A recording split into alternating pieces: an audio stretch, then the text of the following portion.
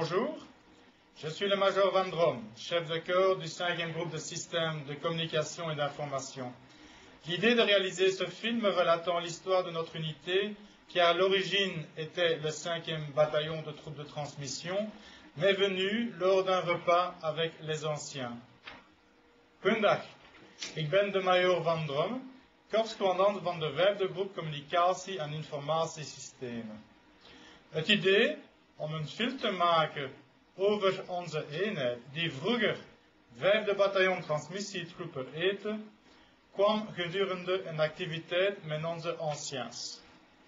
Ceux-ci, heureux de se revoir, relataient leurs anecdotes et leur vécu. C'est vraiment là, en complément de la lecture de l'historique, que je me suis rendu compte qu'il fallait utiliser vraiment tous les moyens pour entretenir notre devoir de mémoire, tant que nous avons des témoins du passé. Deze waren aan het praten over hun belevenissen en anekdotes. Daar heb ik vastgesteld dat het belangrijk was om alle mogelijkheden te benutten om deze herinneringen te verzamelen, terwijl wij nog getuigen van toen hebben. Afin de commémorer le 70e anniversaire du 5, nous avons lancé l'appel parmi nos anciens, ceux de la fraternelle, et tâché d'ajouter quelques détails piquants et de beaux souvenirs à notre histoire. Merci à tous ceux qui ont honoré et perpétuent encore à l'heure actuelle notre devise Ubique et Semper, partout et toujours.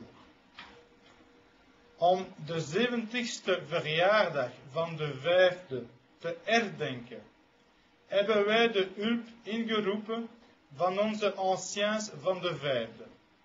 Zo hebben wij enkele pikante geheimen uit de geschiedenis kunnen vastleggen. Bedankt aan deze die onze slogan Ubique et Semper overal en altijd hebben gehonoreerd en nog vandaag levendig houden. L'histoire du 5 ne commence vraiment qu'à la Deuxième Guerre mondiale. En effet, dans le dispositif de défense mis au point lors de la mobilisation, les troupes de transmission sont fractionnées en de multiples unités. Le plan de mobilisation prévoit en effet qu'un bataillon de TTR sera affecté à chaque division d'active et de première réserve. C'est ainsi qu'un 5 TTR partagera le sort de la 5e division d'infanterie, à laquelle il est adjoint au cours de la campagne de 1940. Le 25 août 1939, date du décret de la première phase de la mobilisation générale, le régiment des troupes de transmission, créé à l'entre-deux-guerres, donne naissance à 22 bataillons TTR comprenant 2 à 3 compagnies et à 11 compagnies indépendantes. Le 1er septembre 1939, le 5 TTR se compose de 2 compagnies. La compagnie de télégraphistes est placée sous les ordres du capitaine de réserve Furnal. La compagnie de radiotélégraphistes est commandée par le capitaine de réserve Geben.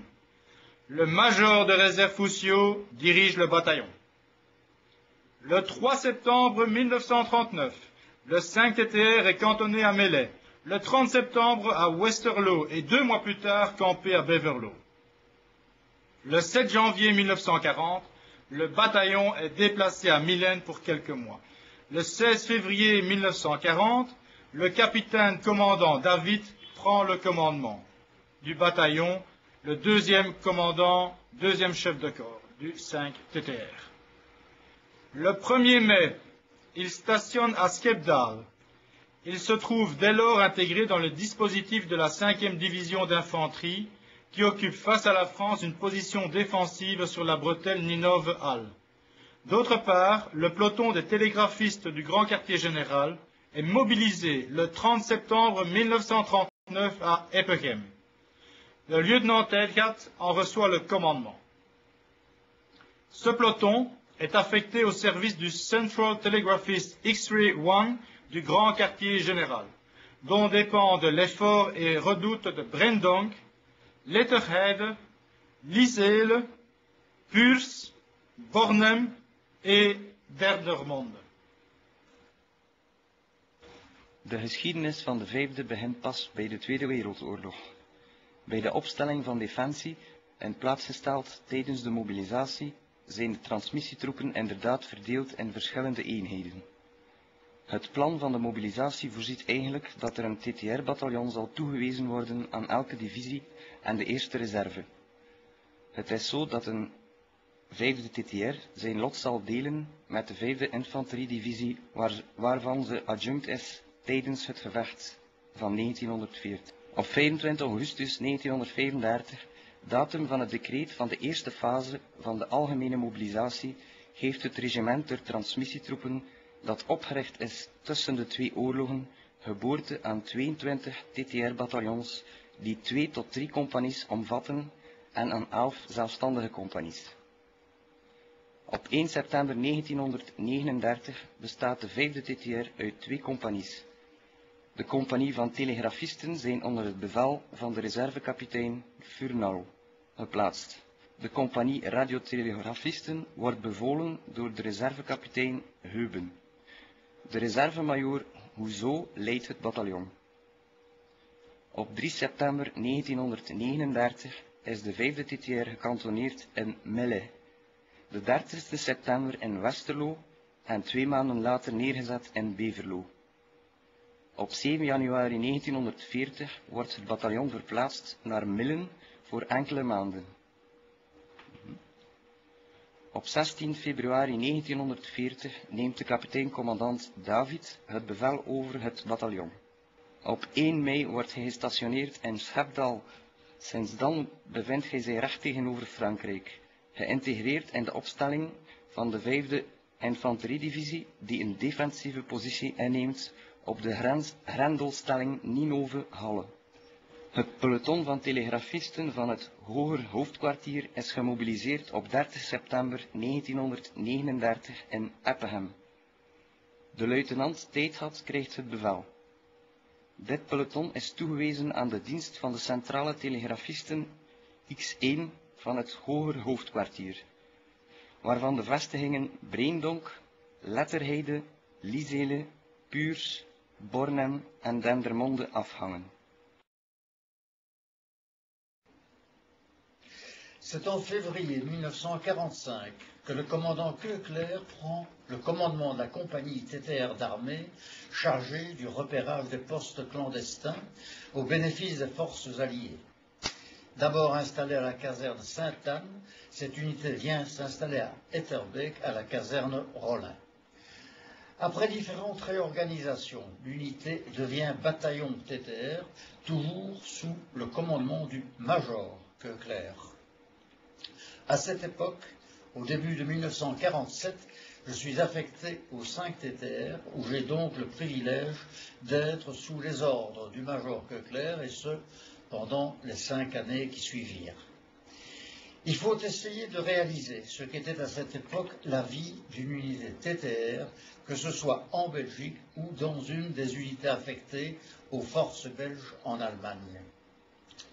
Le cas du 5 TTR était quelque peu particulier, en ce sens qu'il devait, parmi ses missions, assurer les communications de l'état-major général et répondre aux demandes particulières formulées par le ministère de la Défense nationale.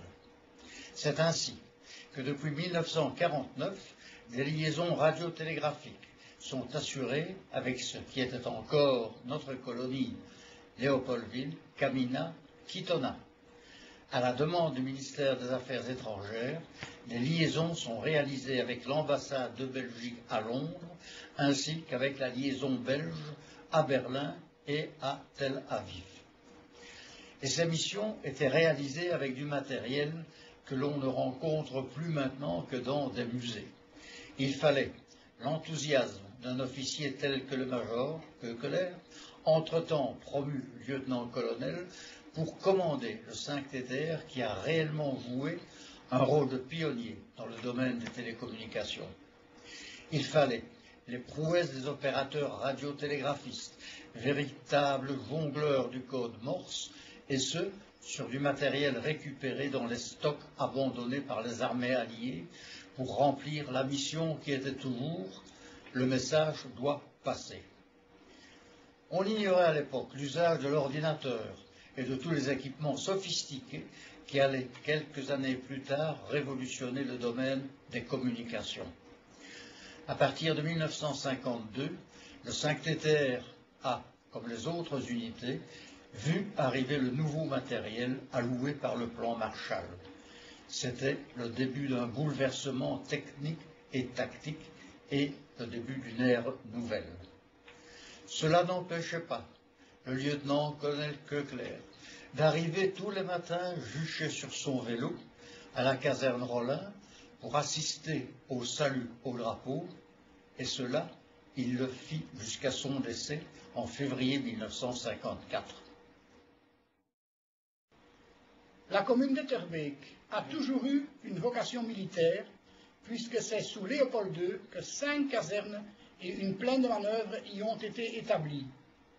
Les militaires ont quitté Etterbeek en 1976. D'autre part, de nombreux noms de rues sont dédiés aux héros des 2 guerres mondiales, par exemple le général Le Mans, qui a défendu le fort de Loncin, près de Liège, en 1914.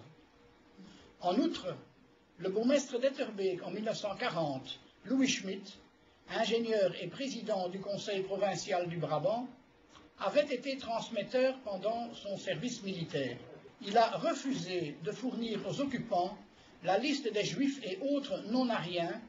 Il a été arrêté pour cause de résistance et déporté à la prison de Breslau en 1942, où il est mort en captivité en février 1944. Dans ces conditions, il est étonnant que la commune d'Etterbeek n'ait jamais été sollicitée pour devenir marraine d'un bataillon. Je suis arrivé à la commune d'Etterbeek en 1965 et 6 mois plus tard, j'ai été plongé dans tout ce qui concernait la préparation, l'organisation et la réalisation des cérémonies, festivités, prises d'armes, réceptions, banquets, bals populaires, soirées de variétés et concerts par la musique des guides à l'occasion du parrainage du 5TTR par la commune d'Etterbeek en mai 1966. Au fil des années, j'ai eu la joie et l'honneur de pouvoir organiser les manifestations liées au 10e, 20e, 25e et 30e anniversaire de ce parrainage, tant par la commune que dans les casernes respectives du 5 à Petit et à la Chartreuse à Liège. Une anecdote. Jean-Claude Van den Einde, lauréat du concours international Reine-Élisabeth, habitait Etterbeek à cette époque. Grâce à quelques appuis politiques via le bourgmestre et le ministre de l'Intérieur, il a pu effectuer son service militaire au 5TTR à Rollin, de sorte à lui faciliter largement la vie en lui permettant de se produire en concert en Belgique ainsi que dans le monde entier. Actuellement, je ne peux que regretter le manque de volonté politique au sein du conseil communal d'Etterbeek depuis que le 5TTR s'est établi à Tournai, alors que la commune a encore suivi régulièrement le bataillon 2 fois à Petit et 1 fois à la Chartreuse à Liège. Je suis fier d'être membre d'honneur de la fraternelle du 5TTR depuis sa création et probablement dernier représentant de la commune d'Etterbeek.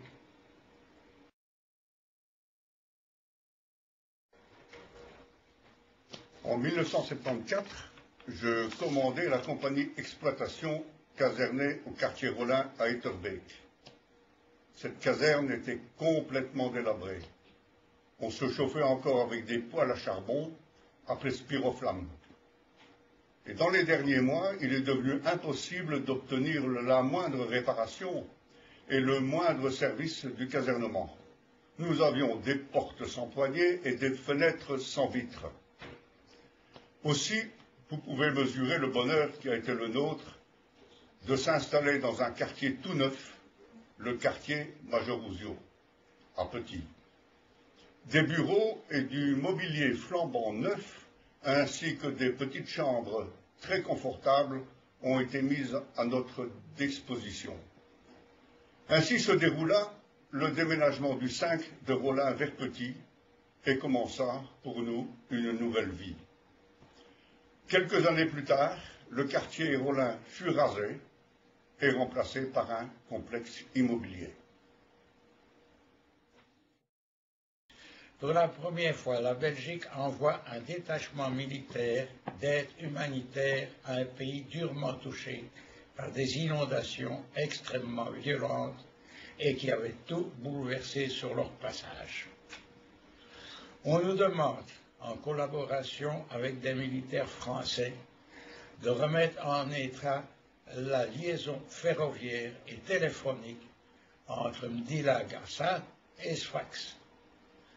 Ce nœud ferroviaire est d'une importance cruciale car elle permettait le transport de tout le minerai de phosphate, denrée vitale pour l'économie du pays. Tout le matériel lourd fut transporté par bateau depuis Anvers jusqu'à Sfax. Nous étions installés à Garça et avons envoyé un détachement de 7 hommes dans un camp du génie français. Ils posèrent des poteaux téléphoniques entre Graiba et Mezouna et ils récupèrent des poteaux le long de la ligne Graiba-Gabès pour les replanter là où c'était nécessaire et poser plusieurs tonnes de fil. On a d'abord réalisé des liaisons hertziennes entre Mdila et Garça et le centre minier de Rideyev. Nous avons également un contact quotidien en phonie avec Bruxelles, excellent pour le moral des troupes. Après le Nouvel An 70, nous avons eu la joie de pouvoir aller à Tunis y accueillir nos épouses pour un séjour de quelques jours.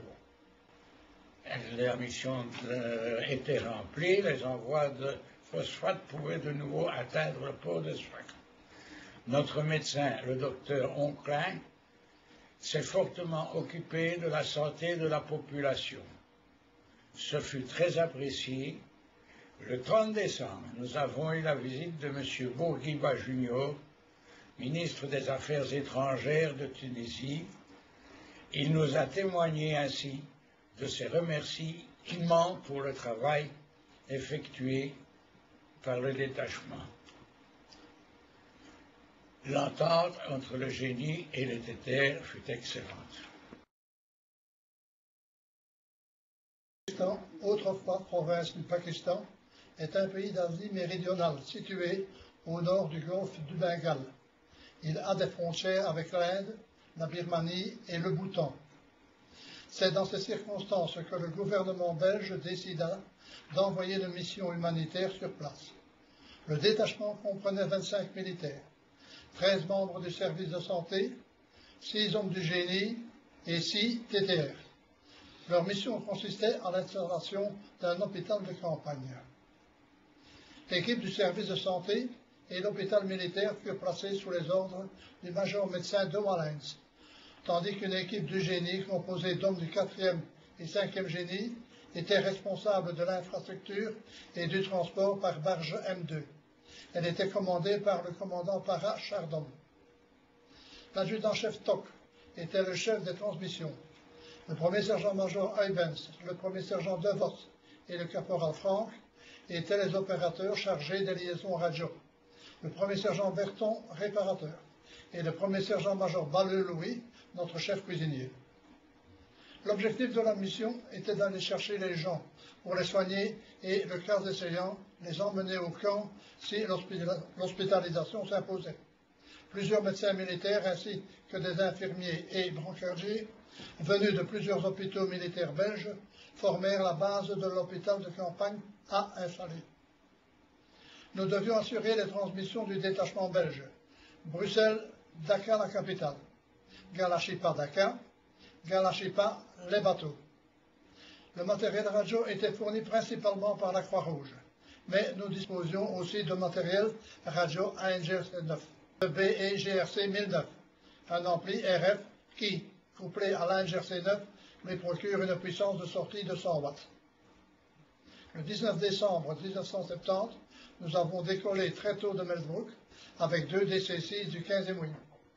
Après avoir déchargé et transporté dans un hôtel, travail exécuté par de la main-d'œuvre locale et payé par les Belges, nous avons installé une antenne sur le toit de l'hôtel pour réaliser une liaison radio Bruxelles-Dakar. avec une équipe de la Croix-Rouge et le caporal Franck. Pendant ce temps, nos responsables organisaient le transport du matériel et du personnel par camion depuis l'hôtel jusqu'au port. Nous avons quitté Dakar par bateau en direction de Galachipa. Nous avons laissé les responsables civils de la Croix-Rouge à l'hôtel ainsi que le caporal Franck pour leur servir d'opérateur radio. C'est le 24 décembre 1970 et le réveillon de Noël s'est donc passé dans le bateau. Seul un petit groupe débarqua avec quelques paquets. Il s'agissait du major commandant, des TTR et quelques hommes. Ils étaient chargés de monter directement des antennes dipôle pour établir la liaison Galachipa-Dakar et de mettre le matériel à l'abri. Le lendemain, jour de Noël, nous montions le camp et installions les tentes hôpital, les tentes dortoirs et une tente bar. Nous avions appris qu'un détachement anglais était venu avec armes et bagages. Leur présence en armes fut refusée par les autorités pakistanaises et ils durent repartir et abandonnèrent leur ration de campagne que nous nous sommes empressés d'emporter. À l'emplacement du camp, il y avait quelques bâtiments vétustes que nous avons utilisés pour installer nos logements, nos lits de camp, les moustiquaires et nos coffres personnels.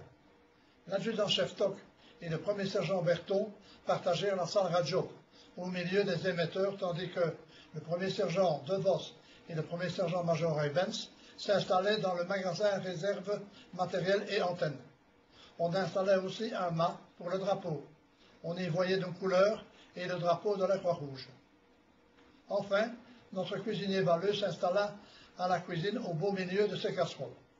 Les géniaques placèrent des clôtures autour du camp et, à l'aide de bambous, firent un débarcadère pour les M2. Dans le delta du Gange, sur des centaines de kilomètres, il n'y avait aucune route, mais de l'eau et rien que de l'eau.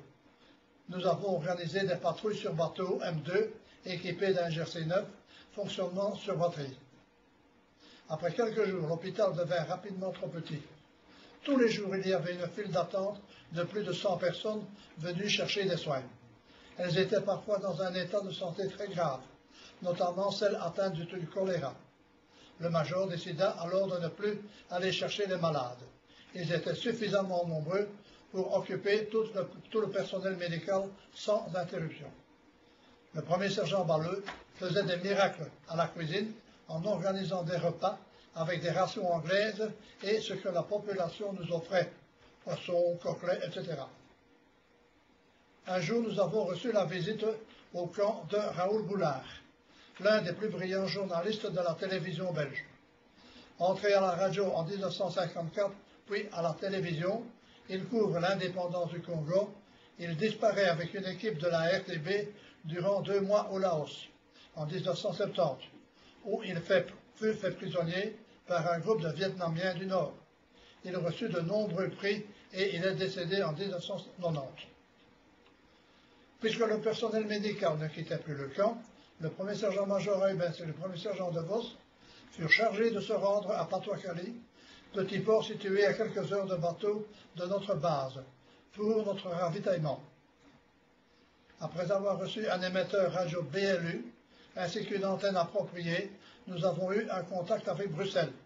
Mais c'était sur une fréquence pour radio amateur. Nos correspondants furent donc des radios amateurs qui acceptèrent de transmettre nos messages au MDN et se chargèrent des réponses. Le contact était journalier à 20 heures, heure pakistanaise, c'est-à-dire plus 6 heures. Il n'y avait pas d'eau potable dans la région et on nous avait bien recommandé de purifier l'eau avec des pastilles, notamment pour se laver les dents. C'est ainsi que notre cuisinier, le premier sergent Balleux, fut atteint d'entrée amibienne aiguë. Il a été évacué en Belgique, mais il décéda quelques jours après son retour. En apprenant son décès, on observa une minute de silence et une messe fut dite par notre aumônier. Cette absence obligea le premier sergent-major Evans et le premier sergent DeVos à exercer leur talent de chef-coq en attendant la venue d'un nouveau cuisinier. Le major de Wallens, aussi atteint par cette maladie, fut évacué à temps vers la Belgique et s'en remit. Pour le retour vers Dakar, on abandonna les bateaux M2 et en louâmes un. En plus de nos drapeaux, nous arborâmes le fanion noir de la révolte pour éviter les heurts avec la population. Le trajet jusque Dakar se passa sans problème. Nous retrouvâmes nos compagnons restés à l'hôtel.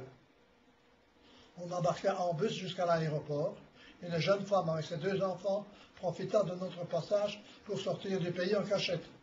Le visa de sortie lui ayant été refusé, car son mari était journaliste et de nationalité pakistanaise. La grève était générale, ce qui nous obligea à charger l'avion nous-mêmes en montant sur les épaules d'un copain pour arriver dans la soute du DC-6. Le survol de l'Inde nous étant refusé, nos avions se dirigea vers Colombo, capitale de Sri Lanka, autrefois Ceylan. Nous avons finalement atterri à Melbourne le 15 mai 1971. À la descente d'avion, le prince Albert, aujourd'hui le roi, et le ministre de la Défense nationale, M. Zegers, nous attendaient pour nous féliciter et nous remercier. De janvier 1977.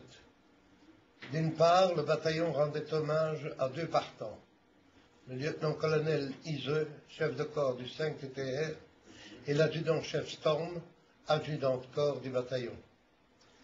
D'autre part, les cérémonies de l'après-midi étaient marquées, il faut le souligner, par la présence d'un détachement du 58e régiment de commandement et de transmission de Compiègne, en France, et de son chef de corps, le lieutenant-colonel Ladet. La présence d'un détachement français du 58e régiment de commandement et de transmission de Compiègne et de son chef de corps n'était pas le fait du hasard. Le lieutenant-colonel Iseux, dans son discours, s'exprimait en ces termes. La présence parmi nous d'une délégation de frères d'armes français revêt pour moi une signification particulière. Cette présence concrétise la sympathie innée et ancestrale qui a toujours uni nos 2 peuples et qui trouve son fondement dans une culture commune et dans de nombreux liens historiques. Le jumelage et le voyage à Petit constituaient un élément important pour les Français comme pour les Belges d'ailleurs. Un autre fait suffisamment rare pour le souligner était la présence à Petit du drapeau du régiment français. C'est en effet exceptionnel de pouvoir le déplacer au-delà des frontières. Lors de la cérémonie du vendredi, les drapeaux français et belges furent présentés avec leurs escortes aux 2 chefs de corps. Afin de matérialiser leur affiliation, les transmetteurs français et belges avaient établi un duplex, c'est-à-dire une liaison par câble hertzien entre Petit et Compiègne. La cérémonie put ainsi être retransmise en direct à Compiègne. Mais puisque l'impossible n'est pas français, les transmetteurs firent tomber les frontières et le 13 janvier dans la soirée, Français et Belges se recevaient 5 sur 5. Malheureusement, cette même nuit, la tempête balaya littéralement une antenne de relais située à une centaine de kilomètres de Petit. Il était 4 heures du matin. Les techniciens durent réparer les dégâts de toute urgence et ce n'est que de justesse que la liaison fut rétablie. La cérémonie se déroula sous une tempête épouvantable, et les 5 oies durent arrimer antennes, tentes et personnel. 3 mois plus tard, un détachement commandé par le lieutenant de Waal, accompagné par 6 oies, prit la route vers Compiègne à pied pour y arriver le jour de la cérémonie de retour. Ce même jour, le bataillon se déplaça vers Compiègne, muni de l'intendance pour réaliser une fête bruegélienne avec frites, bière, etc., de quoi restaurer et abreuver une division. À la douane, un petit problème, mais de taille, se présenta. Les douaniers empêchèrent un tel chargement de passer. J'ai donc dû longuement parlementer afin de pouvoir introduire ces marchandises en France. Mais le pire devait encore se produire. Pour passer de l'armement à l'étranger, des autorisations spéciales auraient dû nous être délivrées, ce qui malheureusement n'avait pas été fait. J'ai donc fait avancer la troupe avec son bus et ai fait charger les armes dans ma petite voiture de chef de corps, Opel Kadett. C'est après plusieurs heures de palabres que je pus in extremis rejoindre Compiègne où attendait le détachement. Les Belges purent alors traverser en armes la ville de Compiègne, faite très rare pour l'époque. Au cours de cérémonies ultérieures, il fut procédé à la remise au commandant du 58e RCT une figurine de Mannekes vêtue d'un battle dress complet, orné des insignes du 5e bataillon TTR. La fête bruegélienne qui clôtura la journée fut mémorable. J'y fus délesté de mon stick, arme que ne connaissent pas les officiers français et qu'ils ont considérée comme une dépouille opime. Ils me le rendirent bien des mois plus tard, avec beaucoup d'humour, et il est aujourd'hui exposé dans votre salle de tradition. Voilà, bonjour, je me présente tout à l'heure, je suis l'adjudant Manderley, ayant eu l'occasion de faire partie du 5e bataillon des troupes de transmission de septembre 88 à septembre 98. J'ai eu l'occasion de participer à plusieurs missions, dont la première était la mission Winter Lodge, qui s'est déroulée de octobre 92 à décembre 92. J'étais responsable de la cellule transmission, appelée plus communément LDG, Long Distance Signal Group. Cette mission était basée sur la construction de modules pour les réfugiés de Bosnie. C'était une mission sous la bannière de l'ONU, l'UNHCR. Elle se déroulait dans la région de Sabodria avec le 11e génie de Beyrouth. La deuxième mission que j'ai effectuée se nommait Bosnia Route 1. Elle s'est déroulée de septembre 93 à janvier 94. Toujours responsable de la cellule de transmission. Cette mission était encore sous la bannière de l'ONU, UNPROFOR. Elle consistait à la réflexion des routes vers les hameaux de Varech et Breza. Nous étions cantonnés à Cacagne, qui se trouve à plus ou moins 40 km à l'ouest de Sarajevo. Cette mission était effectuée avec les membres du 4e génie de Hamé. La troisième mission était Beluga 3, qui s'est déroulée de août 96 à janvier 97. Toujours bien entendu responsable de la cellule transmission. C'était une mission sous la bannière de l'OTAN. IFOR, Implementation Force, mise en place d'une force de dissuasion. Elle se déroulait dans la région de Visoko, avec plusieurs détachements, entre autres les Luxembourgeois, les Autrichiens, les Grecs et nous-mêmes. La dernière mission que j'ai eu l'occasion d'effectuer était la Belcondet 4, de janvier 98 à mai 98, responsable toujours de la cellule de transmission.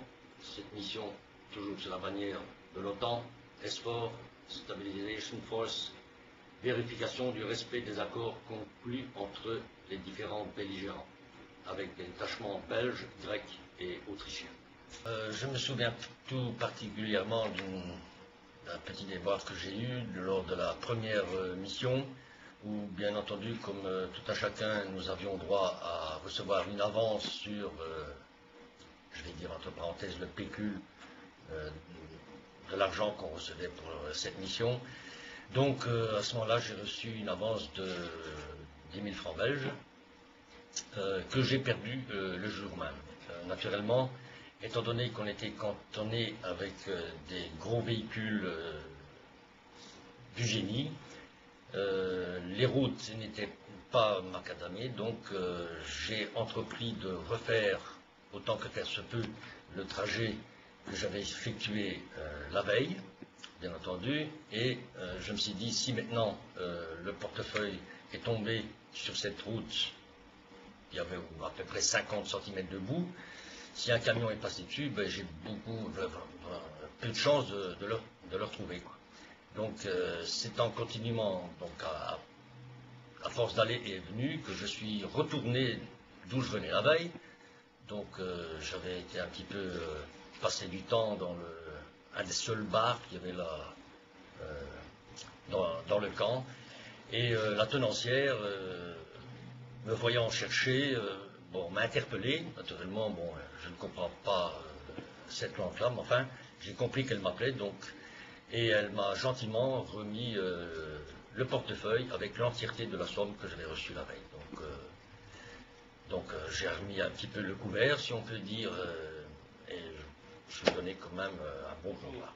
Je suis l'adjudant Rosbach et je suis là pour vous parler de ma mission BELUBG2 qui a eu lieu en Bosnie-Herzégovine en 1998 dans la petite ville de Tomislavgrad, située à une centaine de kilomètres de la ville balnéaire de Split.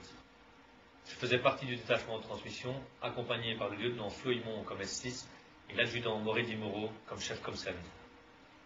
À cette époque, nous avions également un appui technique du 10 TTR pour les interventions sur les centraux téléphoniques de marque Alco, honoré par l'adjudant Penet. L'unité pilote était le Bevreiding 5e de ligne.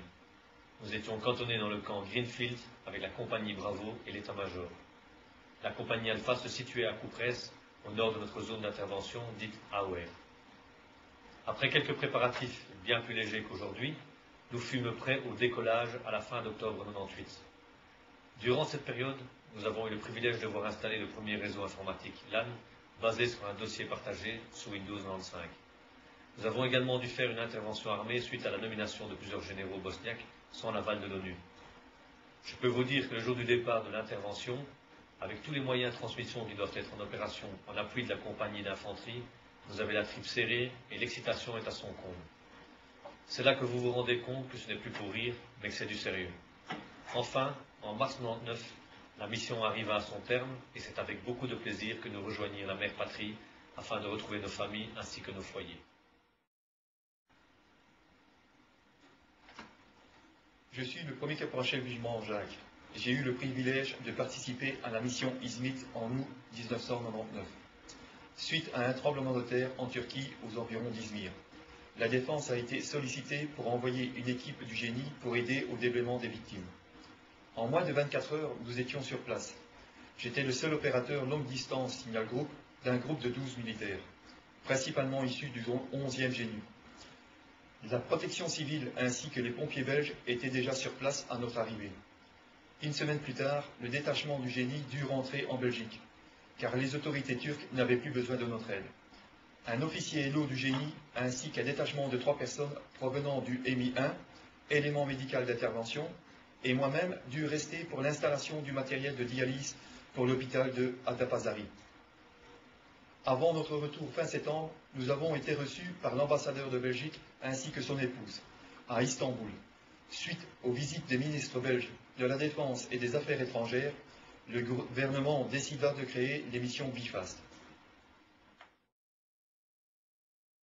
Op 5 mei 2003 om 5:05 in de namiddag hebben we tijdens een militaire plechtigheid op de prestigieuze Grote Markt van Doornik in de Hudsonberegen afscheid genomen van het 5e bataljon transmissietroepen en de geboorte meegemaakt van de 5e groep CIS.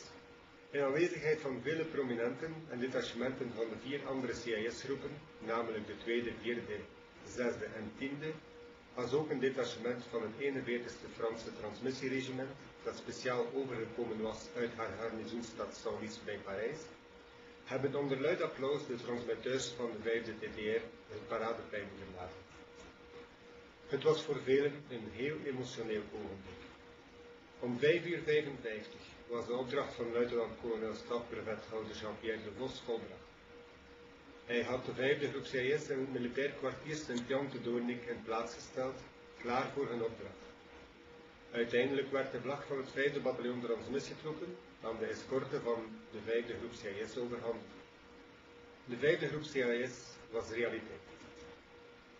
Dit ogenblik was tevens een mijlpaal in de geschiedenis van de transmissietroepen, want de werkwijze van de verschillende eenheden werd grondig veranderd.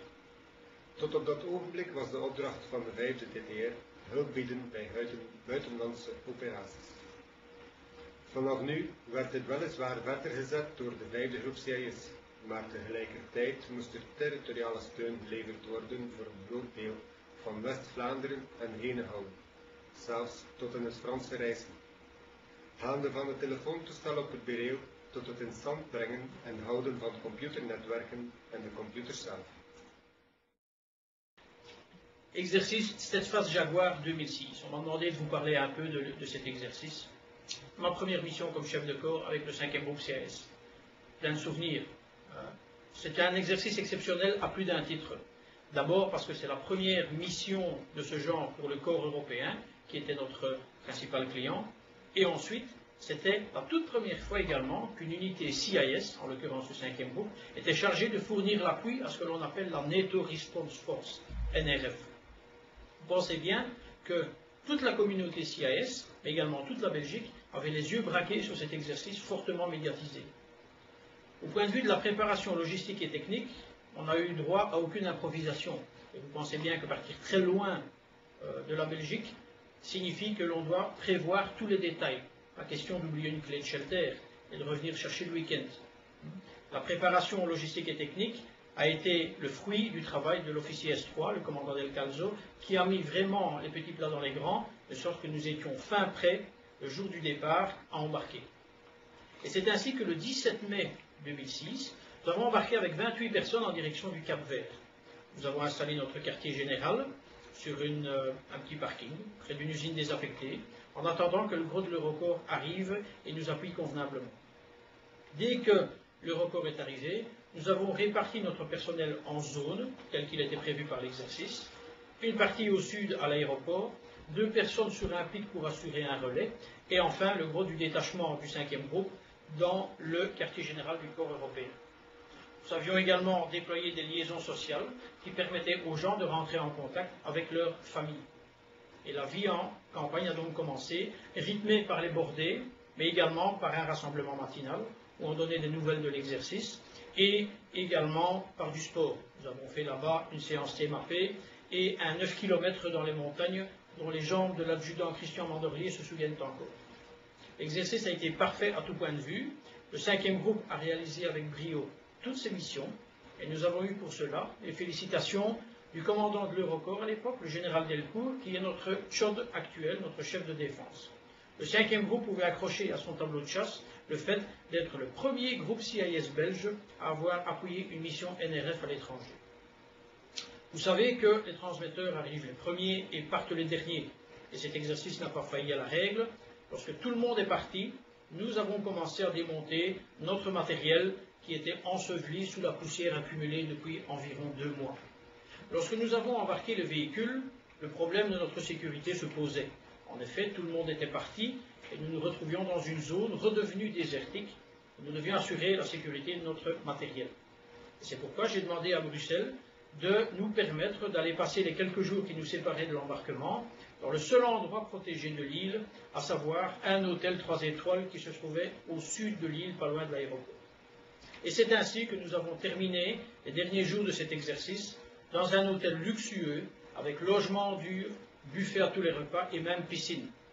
Je crois pouvoir dire que c'est peut-être un des seuls exercices où le personnel serait bien resté une semaine de plus sans rouspéter. Et vous savez que les avions ont toutes les vertus, sauf celle d'attendre, et donc le 14 juillet, nous avons embarqué vers Paris, et ensuite nous avons rejoint la caserne Saint-Jean, où nos familles nous attendaient, impatiemment bien entendu, après plus de 2 mois d'exercice. Voilà.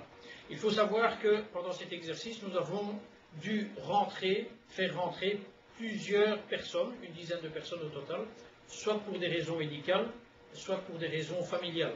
Et malgré tout, le travail a continué à se faire, preuve que le personnel qui avait été envoyé sur place était du personnel d'une très grande qualité, personnel avec plein de qualités professionnelles en tout cas, comme on l'attend de gens du 5e groupe. Et c'était la fin de l'exercice. Je peux vous dire que cet exercice a laissé un impérissable souvenir à tout le monde. Pour moi, c'était ma première mission, ma première véritable mission avec mon groupe en tant que chef de corps. Et ce jour-là, je peux vous dire que j'ai eu l'assurance que le 28 mars 2006, j'avais repris le commandement de la meilleure unité CIS de toute l'armée belge. Encore merci les gars, et vive le 5. Voilà, bonjour, je me présente, je suis l'adjudant-chef Martin. J'ai participé à 2 missions ISAF en Afghanistan sur l'aéroport de Kaboul. La première, elle a eu lieu de fin octobre 2005 jusqu'à fin février 2006. Nous étions en appui du régiment de chasseurs ardennais. La deuxième mission ISAF a eu lieu de fin juin 2008 jusqu'à la fin octobre 2009. Et nous appuyions le 1-3L de marche en famine. Alors pour chacune des missions, nous autres CIS, nous étions responsables de la mise en œuvre et de l'exploitation et de la maintenance d'un COMSEN. également d'un réseau informatique tactique ODN, de la mise en œuvre de la téléphonie tactique et également de la téléphonie sociale au profit de tous les militaires belges. Et nous avions également à tenir un cybercafé au profit des militaires belges qui étaient déployés à Kaboul, pour qu'ils puissent avoir un contact social avec leur famille, faire du chat sur Messenger, etc., etc. Alors, la mission principale des Belges à Kaboul était et est toujours actuellement la défense, la sécurité et le contrôle des accès de l'aéroport de Kaboul. Alors j'ai quelques petites anecdotes, bon c'est pas grand chose. À la Noël 2005, nous avons dû établir une vidéoconférence entre un groupe d'étudiants afghans qui se trouvait sur l'aéroport de Kaboul et un groupe d'étudiants belges, et ceci entre l'aéroport et le Parlement à Bruxelles. C'était un fameux challenge pour nous parce que c'était pas très facile de réaliser cette performance. Nous avons également dû effectuer de la pose de ligne aérienne et là nous étions aidés par les Canadiens et leur Manitou. Je suis le premier caporal-chef Bouk Patrick. De janvier à février 2005, j'ai participé à l'aide apportée par la défense aux victimes du tsunami au Sri Lanka. Comme menuisier, ma mission était de construire des habitations provisoires en bois et de par ma spécialisation en polyester, j'ai aidé à la réparation des bateaux de pêcheurs endommagés par le tsunami. Nous étions logés dans l'hôtel local qui n'avait pas subi de gros dommages. Le contact avec la population était très bon. Malgré cela, le retour au pays après 30 jours fut très apprécié. Je suis le premier caporal-chef Bastance français. J'ai participé à la mission Monopiste 3 de janvier à avril 2004. Notre mission était d'établir la liaison opérationnelle et sociale entre le théâtre d'opération et la Belgique. Nous étions répartis sur 2 sites. Le premier à Possotomé avec 2 personnes et le second à Abomey, où ne travaillait qu'une seule personne. Le premier caporal-chef Gilman et moi y avons travaillé en alternance. Les températures y étaient tropicales. Mais malgré cela, nous aidions souvent nos collègues du génie sur leur chantier de maçonnerie. Le sergent Masset, le chef du détachement CAS, veillait à ce que nous nous occupions. L'ambiance de la mission fut très bonne et j'en ramène de très beaux souvenirs. Durant notre mission, le prince Philippe est venu inaugurer un centre de rééducation doté d'une piscine à Abomey. Outre ces missions pour lesquelles vous avez entendu les témoignages, le 5 a été représenté fièrement dans les pays suivants depuis sa création: Congo belge, Zaïre, Congo, Rwanda, Ouganda, Bénin, Haïti, Tchad, Somalie, Liban, Burundi, Côte d'Ivoire, Croatie, Kosovo, Bosnie, Macédoine, Lituanie, France, Afghanistan, Sri Lanka, Tunisie, Bangladesh. Aujourd'hui, encore 6 militaires représentent notre unité à la mission OMLT à Kunduz, Afghanistan, et 10 autres au Liban à la mission Belufil, ayant une pensée pour eux.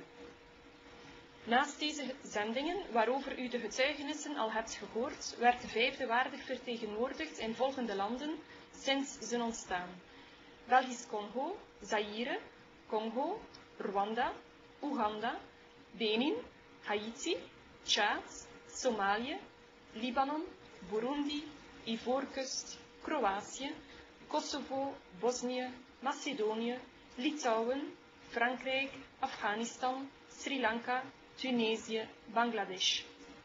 Vandaag vertegenwoordigen nog 6 militairen onze eenheid tijdens de zending OMLT in Kunduz, Afghanistan, en 10 anderen in Libanon voor de zending Belufil. Laten we even aan hen denken.